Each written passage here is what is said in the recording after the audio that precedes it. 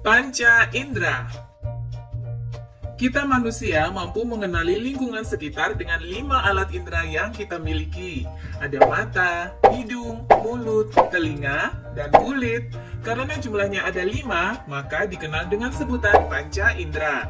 Ada yang tahu masing-masing kegunaannya? Yuk kita bahas satu persatu. Mata berfungsi untuk melihat atau sebagai indera penglihatan. Bagian mata seperti alis, kelopak, dan bulu mata berfungsi melindungi mata dari keringat dan debu. Pada kelopak atas juga terdapat kelenjar air mata yang mencegah mata kering dan iritasi.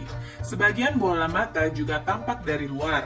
Yang berwarna putih adalah lapisan terluar dinding bola mata yang disebut sklera. Di bagian tengah terdapat lingkaran berwarna yang disebut dengan iris. Bagaimana mata bisa melihat? Mata dapat melihat sebuah benda jika ada cahaya. Sebagian cahaya yang mengenai permukaan benda akan dipantulkan dan ditangkap oleh mata. Cahaya yang ditangkap akan menembus kornea mata dan diteruskan melalui pupil. Lubang pupil dapat melebar atau mengecil tergantung pada banyaknya cahaya. Jika menerima cahaya terang, pupil akan mengecil. Sebaliknya, jika menerima cahaya redup, pupil akan melebar. Lubang pupil dapat berubah-ubah karena diatur oleh otot pada iris. Setelah melalui pupil, cahaya akan mengenai lensa mata dan dibiaskan. Lensa memiliki daya akomodasi atau kemampuan mencembung dan memipin. Lensa mata berfungsi mengatur cahaya agar jatuh tepat di retina. Rangsangan cahaya yang jatuh di retina kemudian dikirim ke otak melalui saraf. Otak akan mengolahnya agar mata kita dapat melihat benda. Hidung berfungsi untuk mencium bau atau sebagai indera penciuman. Bau akan masuk melalui lubang hidung, kemudian mengenai ujung-ujung saraf yang terletak di langit-langit rongga hidung.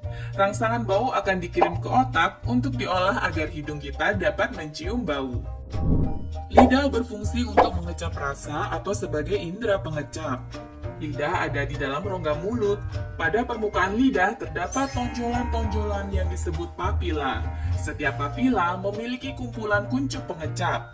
Di dalam kuncup pengecap terdapat ujung-ujung saraf yang dapat menerima rangsangan rasa makanan. Rangsangan tersebut kemudian dikirim ke otak. Lidah kita dapat mengenali berbagai rasa seperti manis, pahit, asam, dan asin. Apakah benar lidah memang memiliki pembagian zona rasa seperti ini? Menurut analisis terbaru, pembagian ini tidak tepat, karena semua bagian lidah mampu mengenali semua rasa. Bagaimana dengan rasa pedas? Pedas bukan termasuk jenis rasa. Pedas adalah sensasi panas dan terbakar yang timbul karena lidah mengalami iritasi. Telinga berfungsi untuk mendengar bunyi atau sebagai indera pendengaran. Gelombang bunyi ditangkap oleh daun telinga dan masuk ke lubang telinga serta saluran telinga. Gelombang kemudian menyebabkan getaran pada gendang telinga. Getaran kemudian diteruskan ke 3 tulang pendengaran, yaitu tulang martil, landasan, dan sanggurdi. Getaran dari tulang pendengaran akan diteruskan ke cairan di dalam koklea. Getaran cairan koklea akan merangsang ujung-ujung saraf pendengaran. Rangsangan bunyi kemudian dikirim ke otak agar telinga dapat mendengar bunyi. Tekanan di dalam dan luar telinga dijaga agar tetap seimbang oleh saluran eustachius. Saluran eustachius biasanya tertutup dan hanya terbuka saat kita menguap, mengunyah, dan menelan makanan. Telinga ternyata bukan hanya berfungsi sebagai alat pendengaran, tetapi juga alat keseimbangan. Bagian yang berperan adalah saluran setengah lingkaran. Kulit berfungsi sebagai indera peraba. Seluruh tubuh kita dilapisi oleh kulit. Kulit dapat mendeteksi adanya rangsangan panas, dingin, tekanan, dan sentuhan.